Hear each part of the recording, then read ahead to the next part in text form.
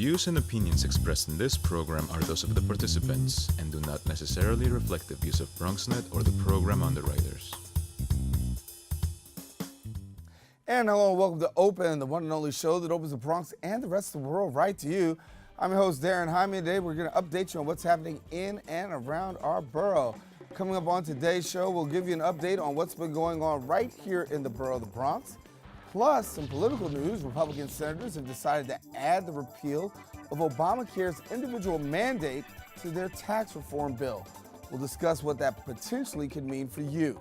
Meanwhile, Attorney General Jeff Sessions testifies before the House Judiciary Committee and denies many accusations made towards him. We'll discuss this with our political commentator in studio in a few minutes. Then after that, we're going to find out about the new Diabetes Relief Center and the treatment it's offering those who suffer with diabetes. Then next, we'll talk to a representative from CASA discussing the controversy surrounding the Jerome Avenue rezoning project and the potential impact it'll have on the borough of the Bronx. Then we're going to hear from an organization that provides creative art-based and peace education programs that help students enjoy throughout the whole year. And then we're going to sit down with a credit expert. He's going to give us some financial tips for aspiring entrepreneurs and people who want to do real estate investment. Those home buyers, get ready. We'll even discuss some ways possibly to prevent identity theft. And then lastly, we'll talk about what people should expect for the upcoming multicultural feast. This is going to be hosted by BronxWorks. We'll let you know all about that. So stay tuned because all this and much more is heading your way. Right now, we're officially open.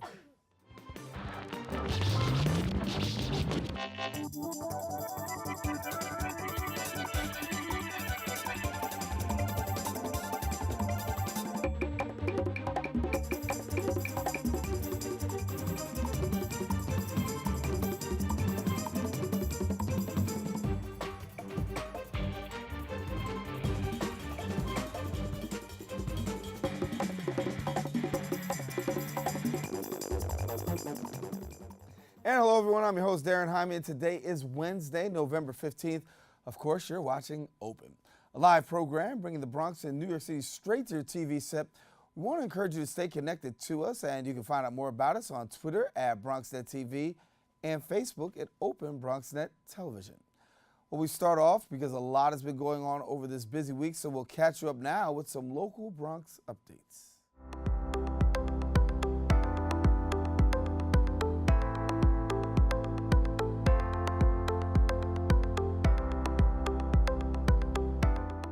Well, Bronx subway riders are getting good news. Starting next spring, the MTA will add more trains to the 2, 3, 7, NW, and Q lines.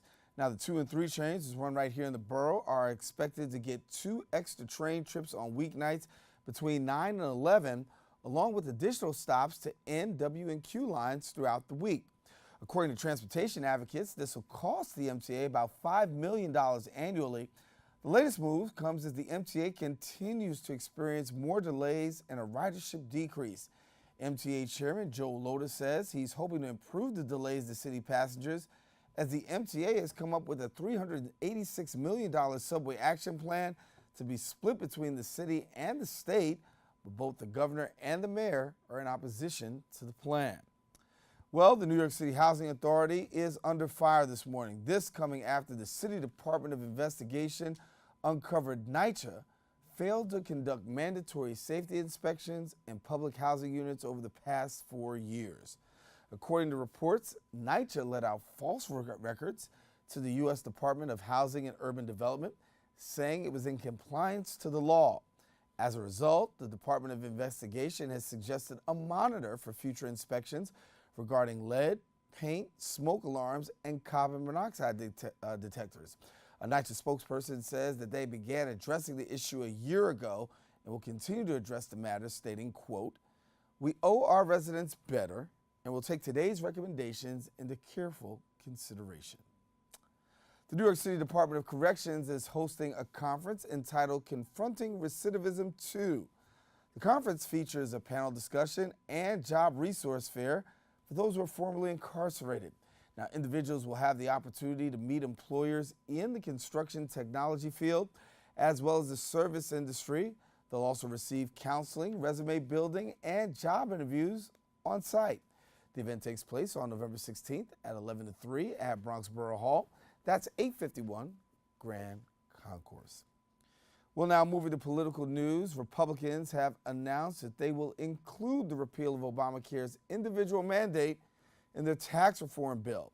Now, this announcement comes one day after the president urged senators to eliminate the mandate and use the savings to reduce the tax rate, this coming to other sources. Now, Attorney General Jeff Sessions also denies that he lied in his previous testimony, but recalls meeting with Trump's former campaign advisor, George Papadopoulos.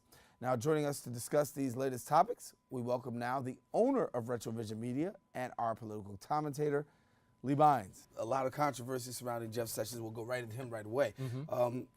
First, no meeting with any Russians.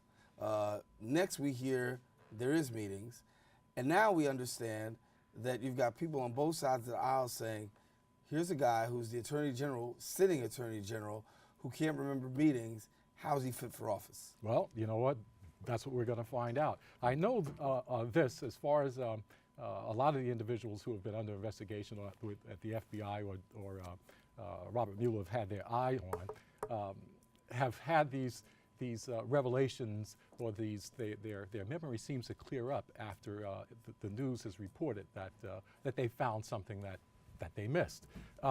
In Jeff Sessions' case, it was Papadopoulos who was caught lying and actually pleaded guilty to that he did have contact with the Russians. And once that revelation made itself open to everybody, Sessions had to remember that he was in the room when the conversations were being had.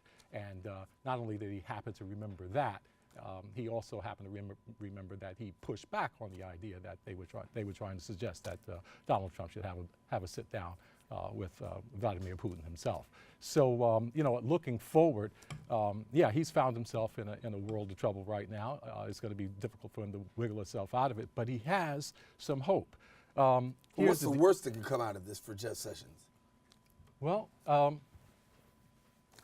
the Senate could look at him a little more carefully. Bob Mueller could look at him a little more carefully, take the testimony that he's been providing to heart, and see where they could find some issues where he may have misled the investigators.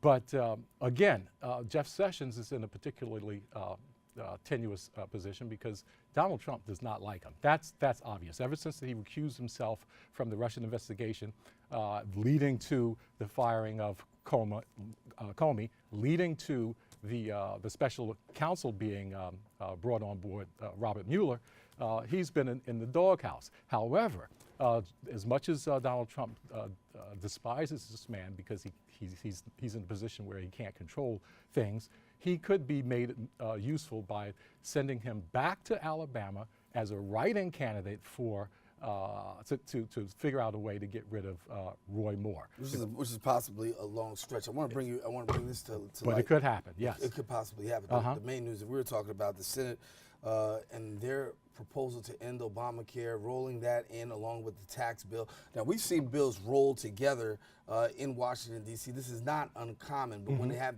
these two major factors, a lot of people are saying, listen, one at a time. Well, this is huge. But firstly, let's define the individual mandate. It was primarily designed by the Obama administration to figure out a way to bring universal health care into existence through the back door.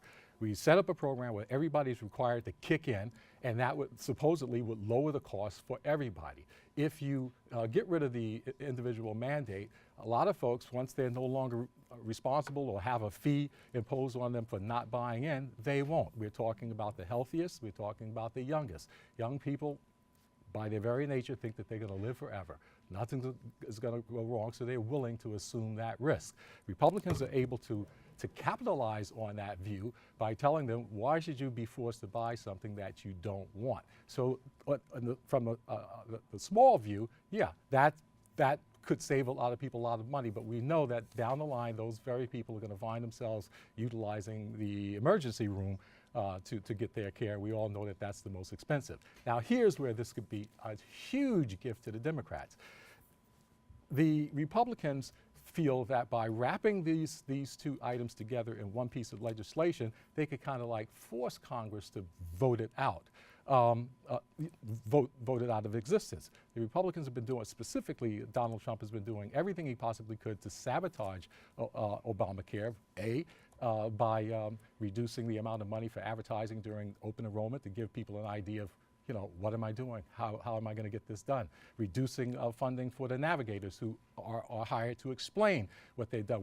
When all of those things fell by the wayside during open enrollment, Obamacare is not dead, despite what the president said, because in Maine, during this last set of elections, I think the country spoke, not only in Maine, but in Virginia, New Jersey, and a lot of other places, that people really did want Obamacare. In fact, during open enrollment, there are record numbers of people signing up. The reason why the Republicans want to pare this down by doing it is to get rid of the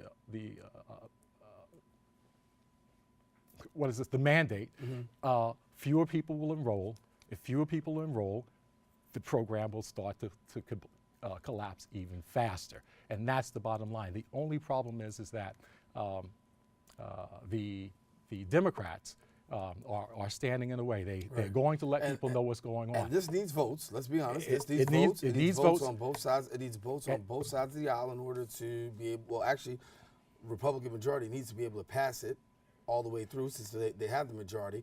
A lot of people saying in the Republican Party, we're still not sure whether or not we can actually have the numbers. Well, you've got your Murkowski in Alaska. You've got John McCain, who's still a little weary, and you have, of course, Susan Collins in Maine, who may still look at these very, very important numbers: 10, 13, and 338 billion. The 10 is over a 10-year period. The CBO has determined that as many as 13 million people will lose their health care. In order for that to happen, the figures that you mentioned earlier, that $338 billion, that'll be saved because a lot of people who won't enroll in Obamacare won't be taking out of those federal subsidies. So when that happens, they could use that $338 billion to offset the cost of their tax plan. So in one piece of legislation, they can actually kill two birds with one stone. They can kill Obamacare, and they can offer tax cuts to the wealthiest among us. What can we expect over the next couple of days? I don't know what's going to happen in the next couple of days, but I do know one thing, that the Democrats have been given a gift, because if they can't find a way to tie the destruction of Obamacare to being able to make tax cuts available to corporations and high income earning individuals, then they don't deserve to win. Lee Bynes, that's why we bring you in. Good to have you. Good to be here. All righty. Listen, taking a quick break. Stay tuned. We got more open coming up right after this.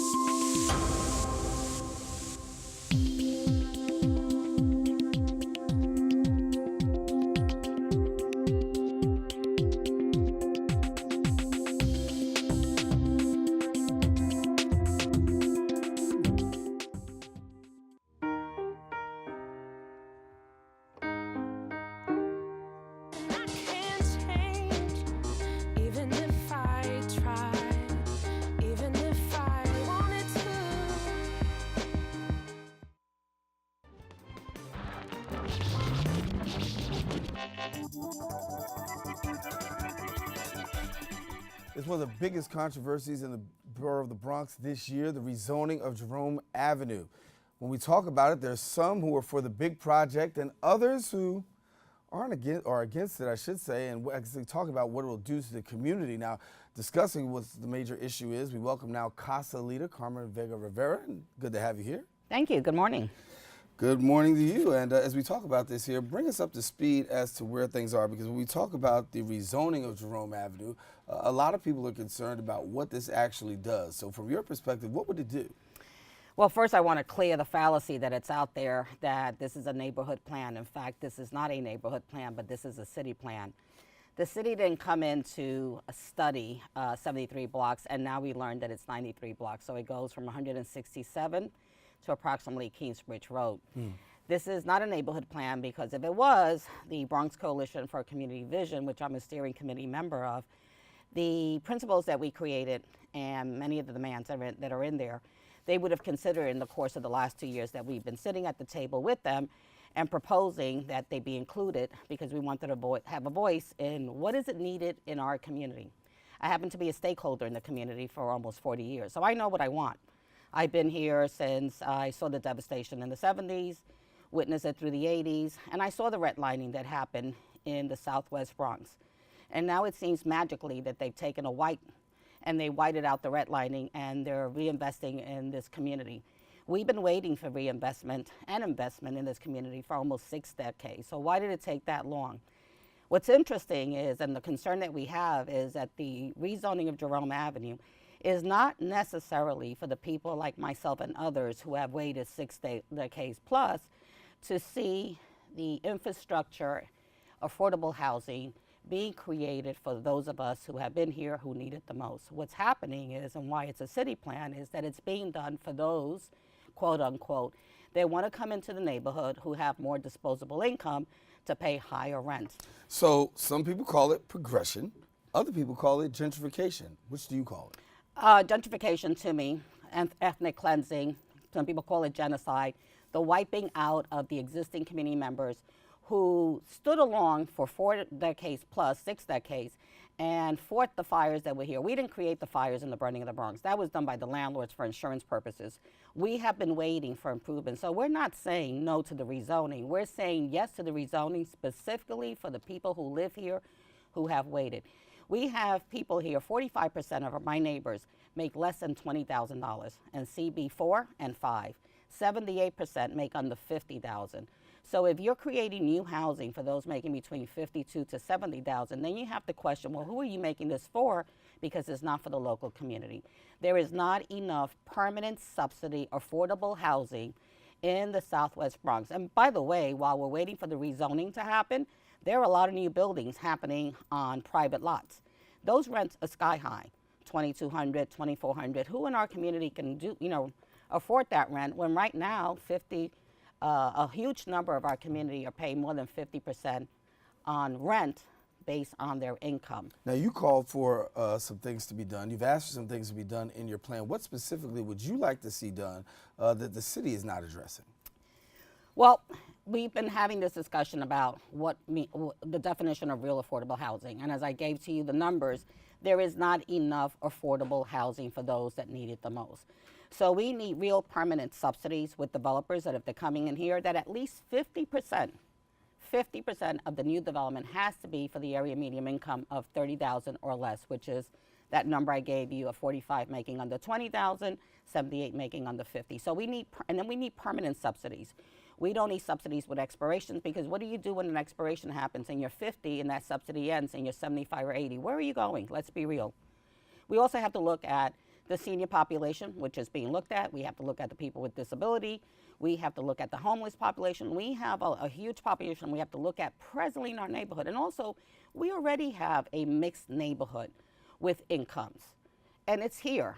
And then we have to look at the issue of preservation. What are we preserving if up the block from where I live, a rent-stabilized apartment, 3-bedroom, is asking for $3,200? Let's just be real.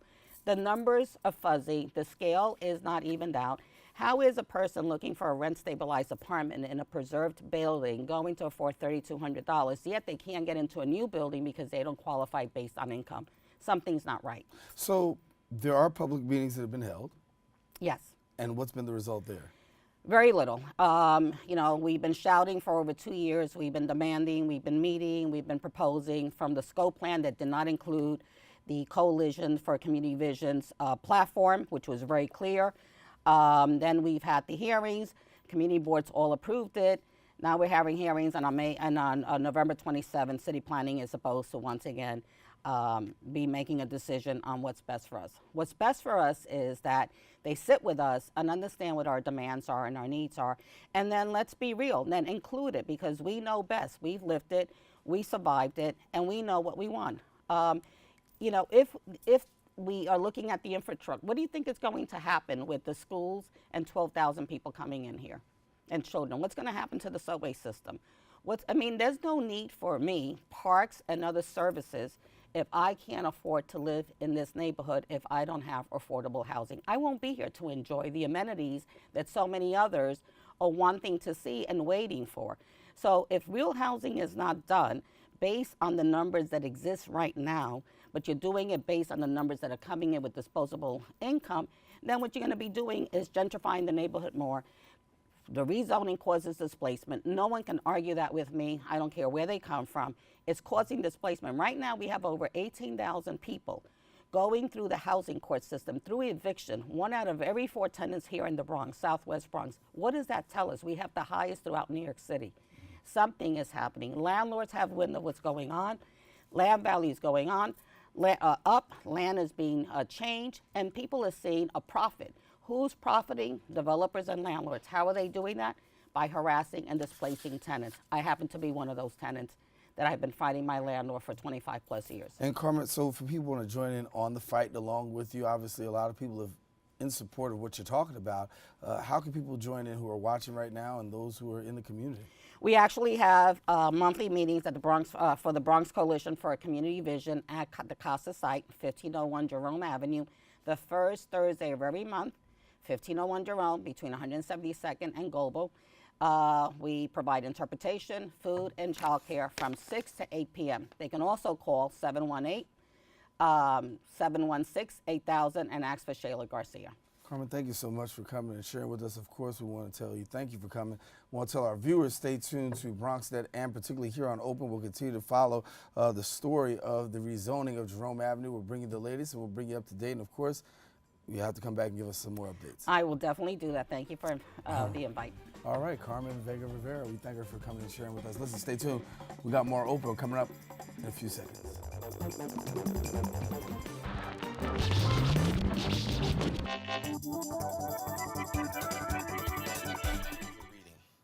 Searching for help with dachshund breeding. No. Let me try. Sarah's bright, but when she's reading, she has trouble sounding out words. Playing world music. What? I give up. Wait, I was trying to show you how Sarah feels every day. Frustrating, isn't it? Redirecting to understood.org. Join parents and experts at understood.org, a free online resource about learning and attention issues to help your child thrive. Behold, the angry giant. Behold, the angry giant. Behold, the angry giant. Behold, the angry giant. It only takes a moment to make a moment.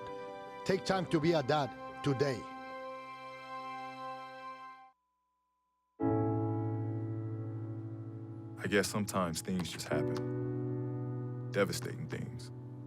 Your whole world changes in an instant. That's what happened to me the day my mother had a stroke. I'm Paul George, and I want you to spot a stroke fast. F, face drooping.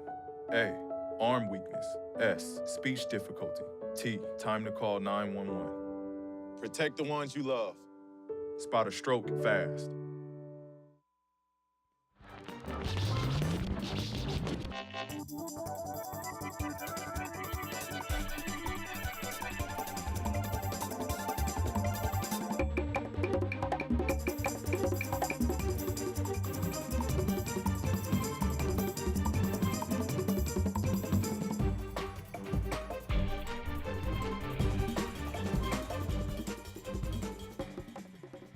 The Kids Creative organization is all about using their programs to build and equip a strong community through what they call the 6 C's of philosophy peacemaking.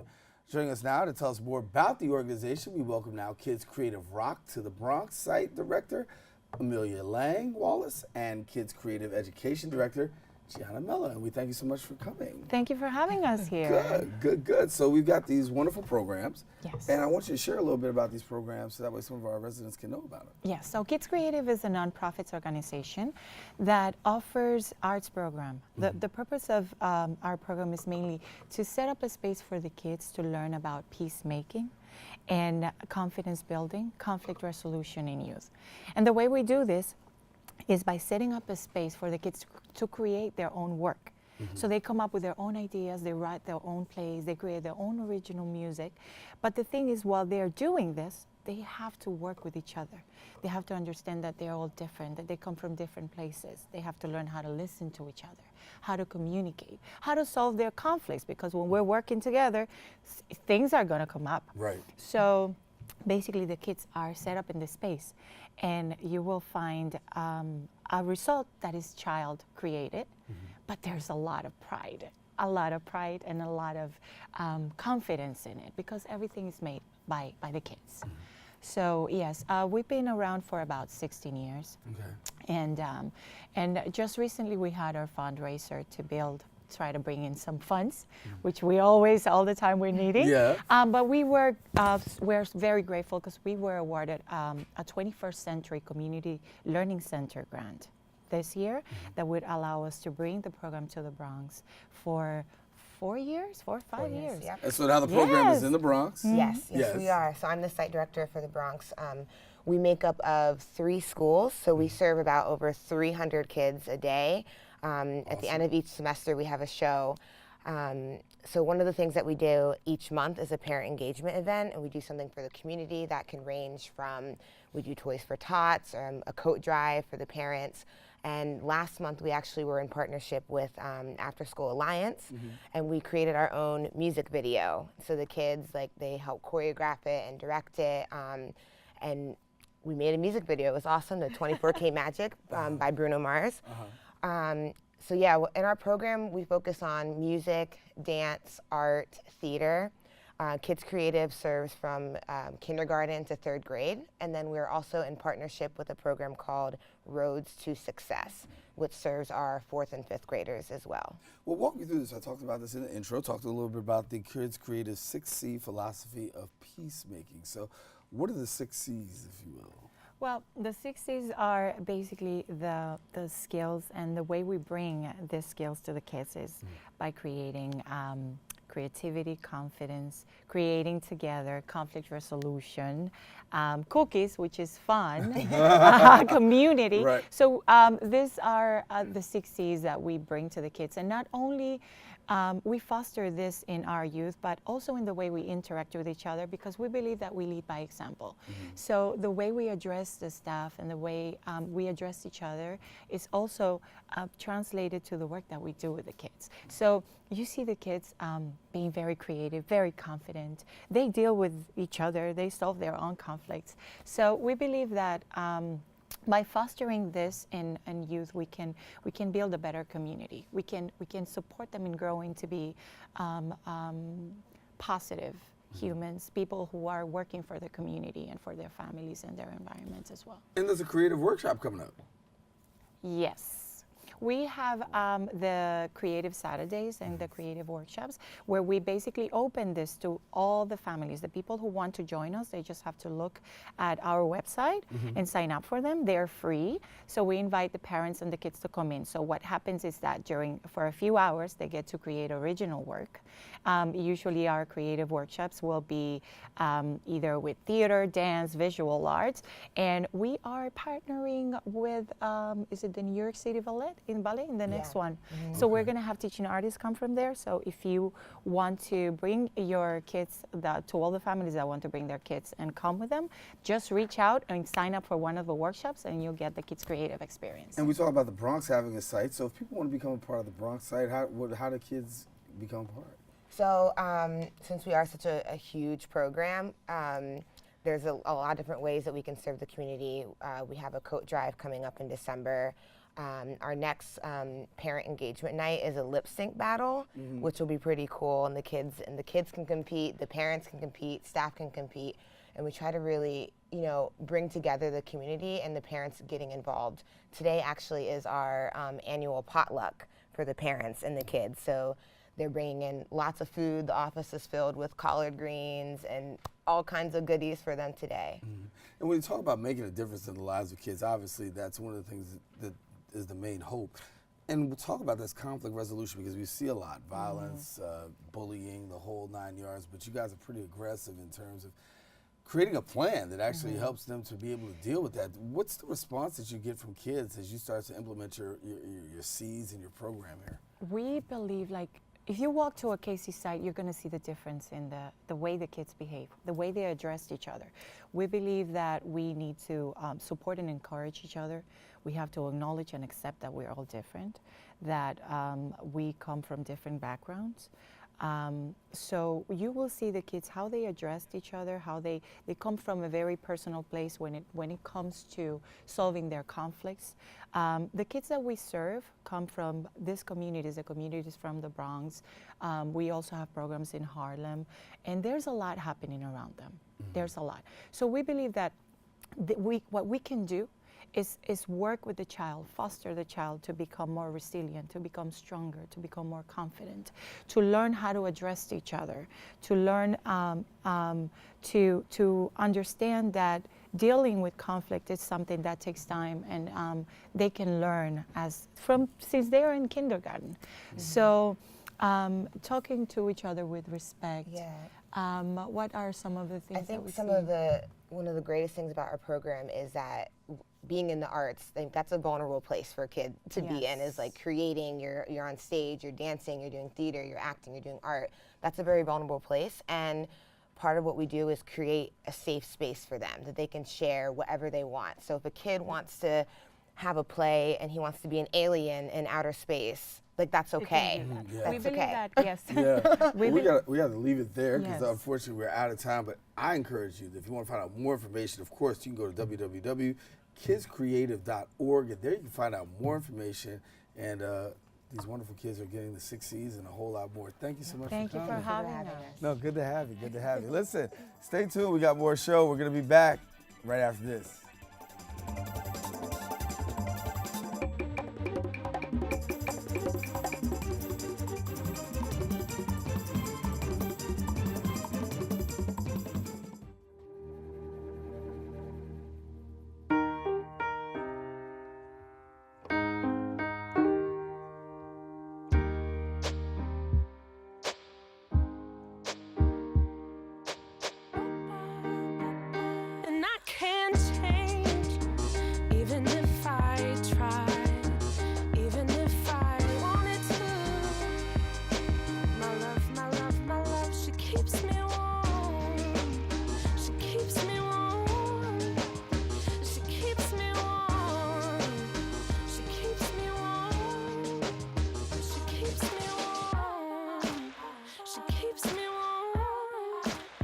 We are neighbors and best friends. I love my sister. My heart doesn't see race. Love is love. Our family is no less than any other family.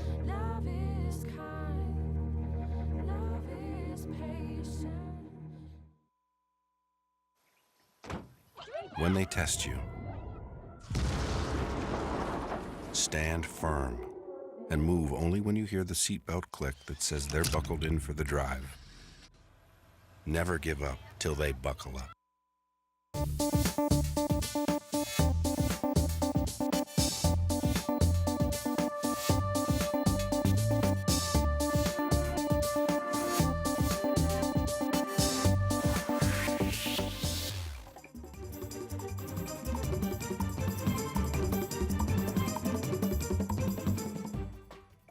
Well, according to the American Diabetes Association, in 2015, 30.3 million people were diagnosed with diabetes, which is 9.4% of the U.S. population. Now, diabetes continues to be a major issue, especially in the Bronx. But now, Bronx residents will have access to the new advanced treatment, helping to reduce the disease. And here now to tell us more about that relief and the Relief Center, we welcome now the principal and founder of Lewin and Associates, Dr. Jack Lewin, and we thank you so much for coming and being with us. Thank you, Daren. It's a pleasure to be here. Hey, yeah, diabetes is an amazing chronic disease problem in the U.S. And in fact, the Bronx is 61st out of 61 counties in New York in terms of lower health status, and diabetes is one of the main contributors. And so you work front and center really dealing with the issue of diabetes. Now, for those who may not know exactly what is diabetes and what causes diabetes, we're going to talk about that for a second. So, Sure. So what is diabetes for somebody who doesn't know? Well, diabetes is a disease of metabolism in terms of being able to digest and metabolize carbohydrates, starches, sugars. And there's type 1 diabetes where the body doesn't make insulin, the hormone that helps sugar, glucose, get into the cells. Mm-hmm. Type 2 diabetes, it happens later in life for most people who acquire it. And it's a different disease. They have insulin, but they have insulin resistance. And so it's in essence the same. The cells of the body don't get the energy they need because glucose or sugar isn't going in to provide the turn into the energy source, something called ATP. So all the cells of the body are kind of starving, and they want the energy and sugar, but it can't get into the cell. Mm-hmm. So the result of that is manifest throughout the body. Eventually it can destroy the kidneys, it can destroy the eyes and retina, it causes peripheral nerve damage, numbness, and some people have amputations as a result of that because they don't feel the pressure developing and sores develop. Cardiac disease, I've been involved with cardiovascular research, and cardiovascular disease comes with diabetes over time. Mm-hmm. So diabetes is like a whole series of chronic diseases, all based on that inability to metabolize sugar. And so here in the Bronx, there's the Diabetes Relief Center, and I want you to go front and center and explain to some people about the Relief Center and the services that's offered. Okay.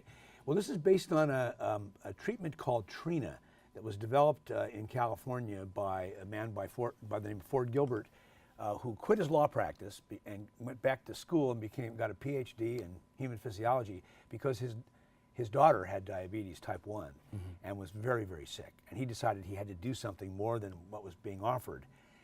And so he developed this treatment approach, which has spread around the country in various clinics. Now the first one is just opened yesterday mm-hmm. here in the Bronx, and it's a perfect place to have it. And it treat up to 500 people a month mm-hmm. To reduce the risks of those comorbidities, the neuropathy, the kidney disease, the eye disease, cardiovascular, and so forth. It's really interesting. So how do you feel this makes the difference here? Well, my job is really to do research mm-hmm. on this whole thing. I mean, this clearly there are thousands of patients who attest to this having saved them.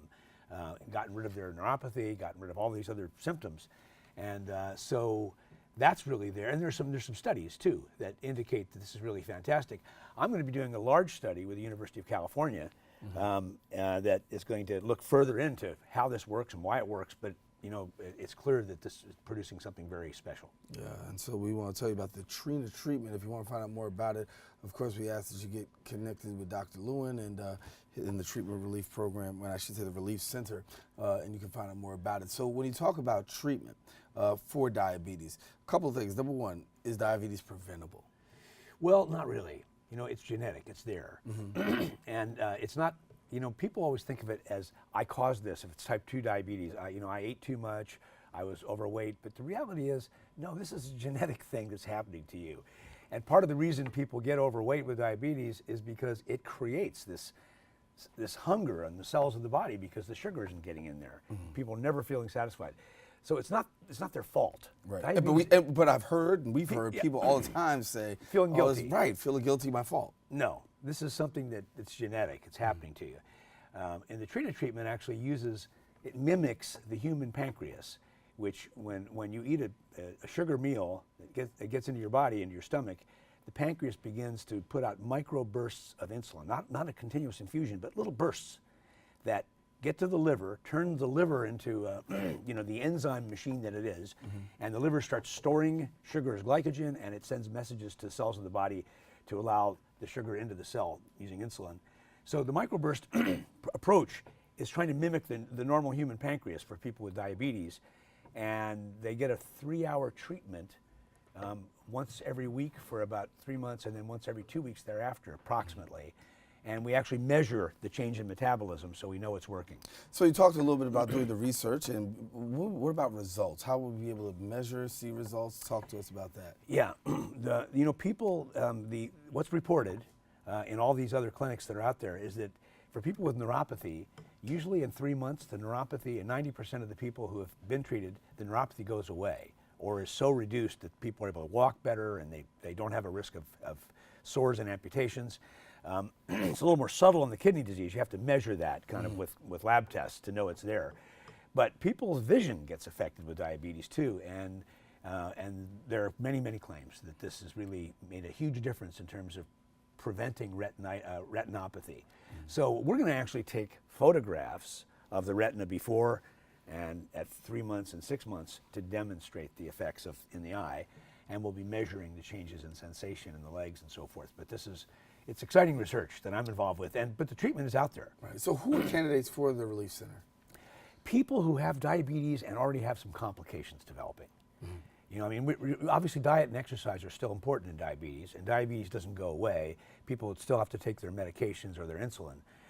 But people that are having neuropathy or eye problems or kidney problems or heart problems related to diabetes, they're the ideal people because we can slow that down. That's the whole concept here. All right, so we want you to get in touch with Dr. Jack Lewin.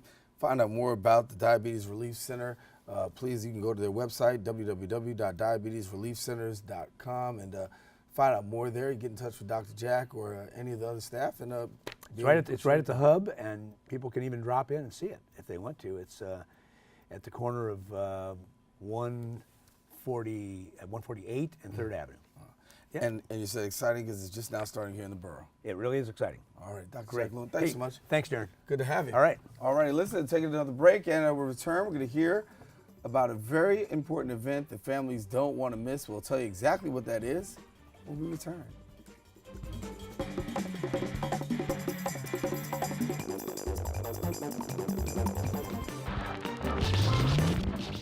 There's one thing you can never have sex without.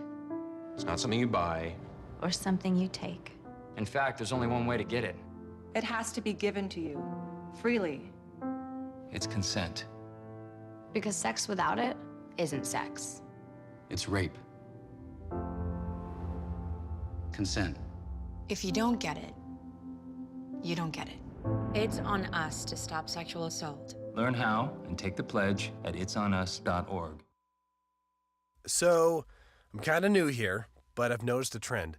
My human does this funny thing where she goes around and gets all my toys, and then she hides them in that basket by the door. You know, but it's always the same basket, and it's always in the same place. And then she acts so surprised when I find them, but, you know, she's putting them in the same basket. Again. It's like, hello, that's where you put it last time. You were the worst at hide and go seek.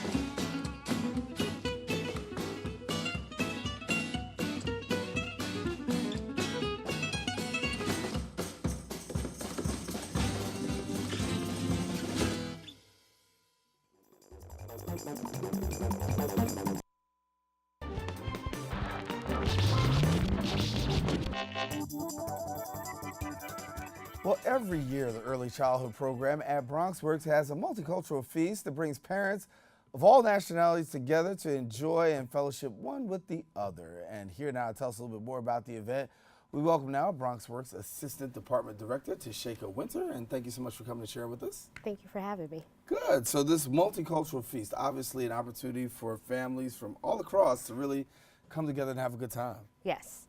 So the multicultural feast at BronxWorks for the early childhood programs are unique because it's parents-led.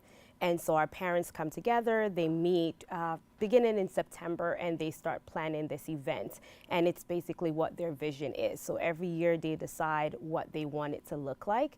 And then as staff, we just support them and provide them with whatever that they need for that event.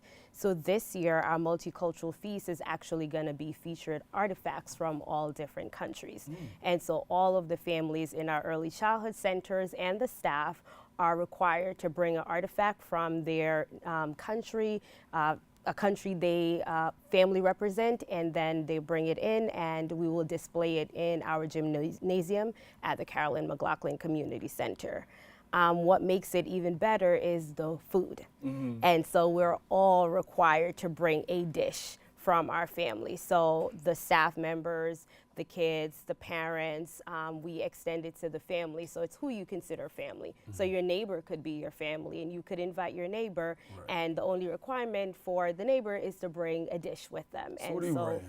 Therefore, I'm actually making 2 dishes. I am Jamaican, so I'm making ackee and saltfish and curry chicken. So that's what I'm bringing to the event. So how many nationalities are we talking about? A bunch, huh? Last year we had over 50 countries represented in the feast, and we had, I believe we counted about 62 different dishes last year that we have. So it's a very big display of food, and one of the exciting things about it is not only do you learn about the food, you actually learn about the culture.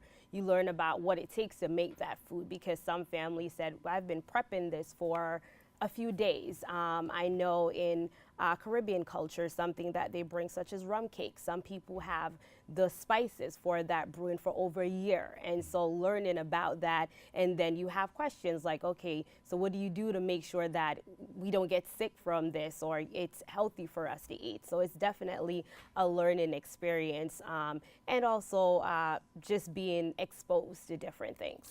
Well, we know in the world today we're talking about trying to promote inclusion as well as diversity. And I mean, for you, obviously, I guess this is a major push in that area of trying to really push diversity.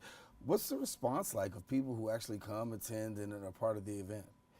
It's exciting. I think every year the families are open to learn about each other, because while they come in, we have parent meeting, they interact with each other. This is the one opportunity that they're getting to learn about something different and what makes us unique, but also what makes us special. And so a lot of times in our center, we don't like to use the words different. We use the word special and unique. So the families get to showcase what is it that is unique about my culture. And a lot of time they feel like they're not able to show their authentic self. And so coming to this event, they're allowed to bring that to the table.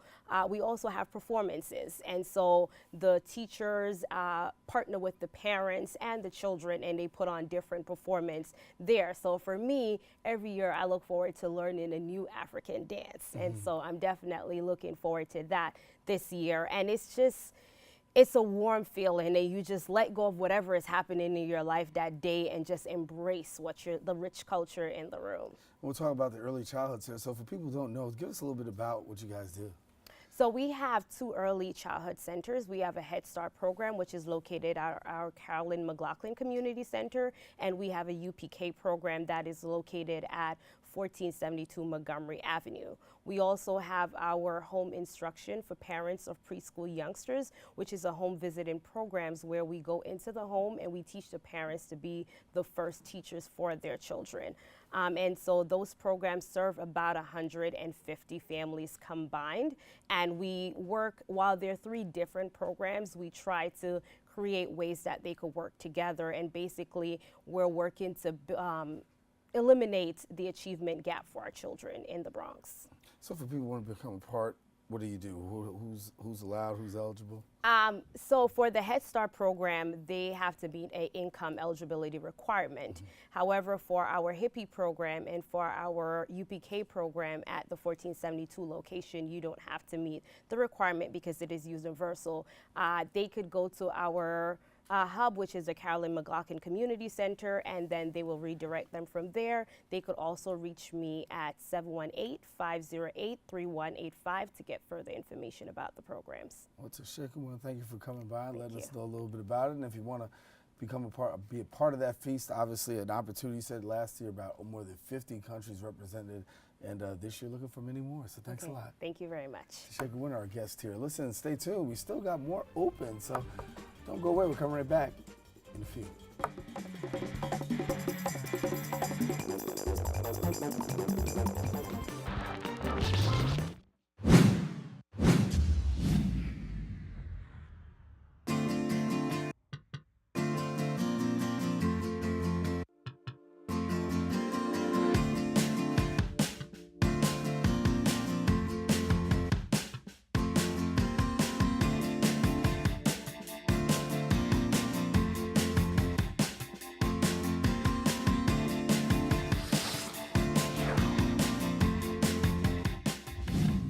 So, I'm kind of new here, but I've noticed a trend. My human does this funny thing where she goes around and gets all my toys, and then she hides them in that basket by the door. You know, but it's always the same basket, and it's always in the same place. And then she acts so surprised when I find them, but, you know, she's putting them in the same basket. Again. It's like, hello? That's where you put it last time. You were the worst at hide and go seek.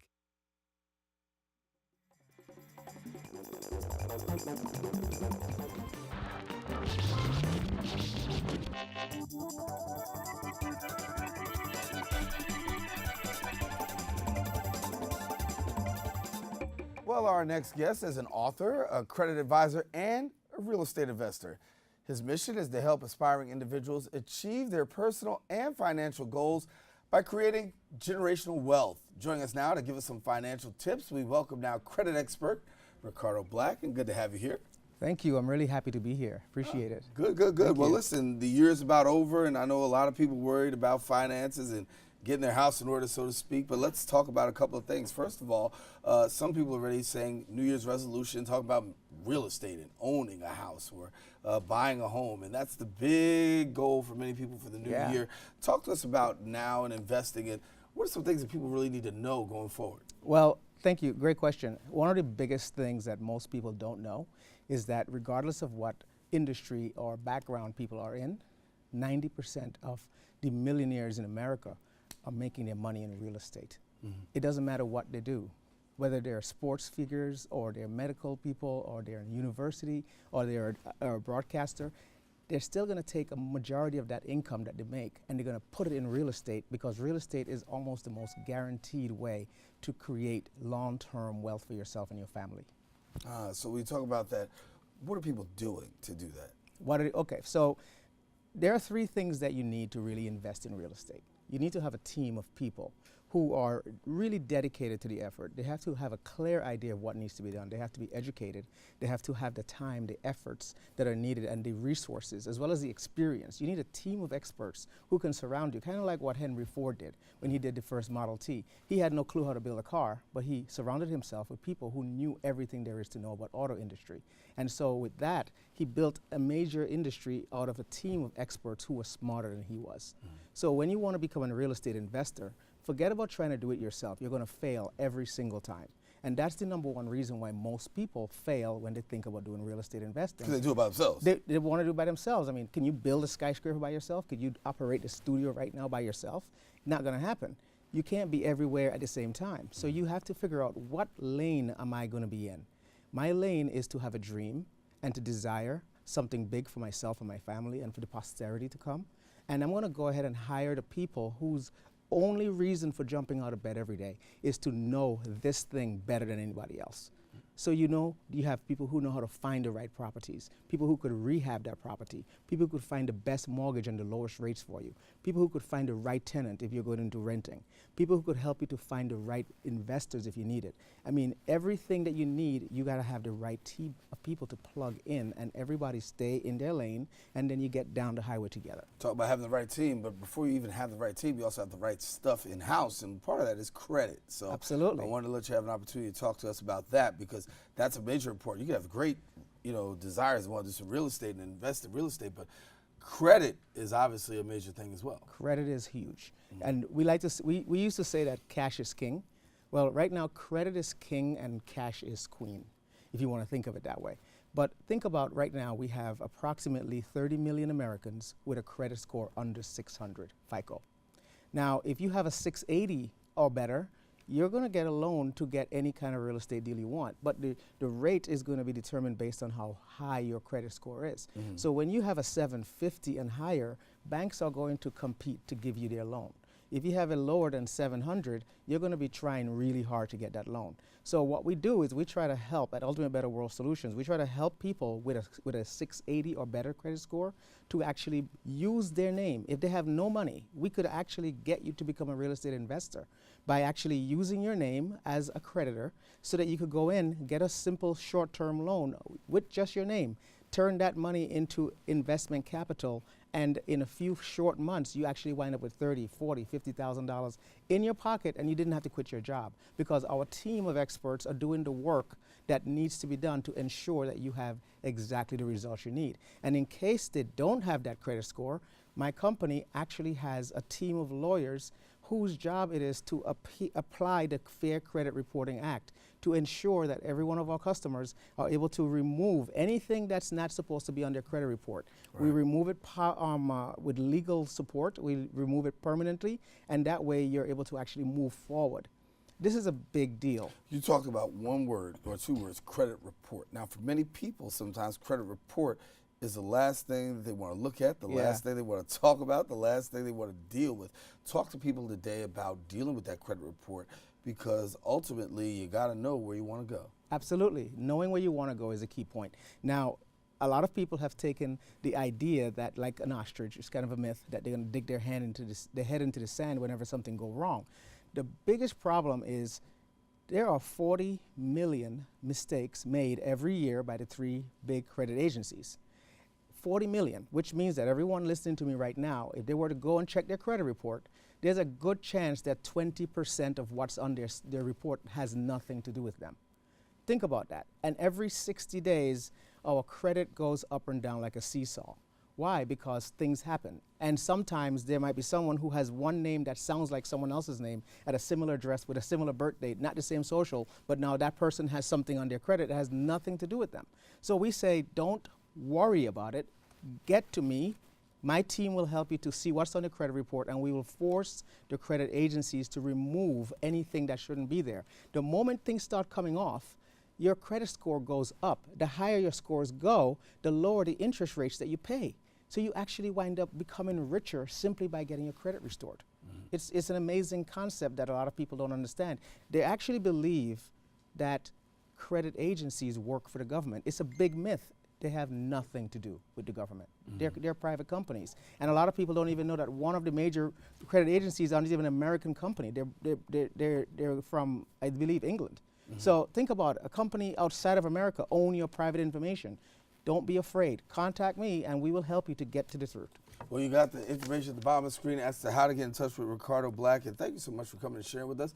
Credit expert, of course, you got to come back and share with us a few more tips. Anytime. I'm always a big fan of you, man. Thank you so much. Appreciate it. Absolutely. Our guest in the studio. Listen, unfortunately, we come to the end of our show today. But listen, I want to thank our guests for joining us. But most of all, I want to thank you, the viewer, for tuning in. Now, if you missed any part of today's show, guess what? Catch the Recablecast 5 and 10 p.m. on Optimus Channel 67. If you have Verizon Fios, we're on 33.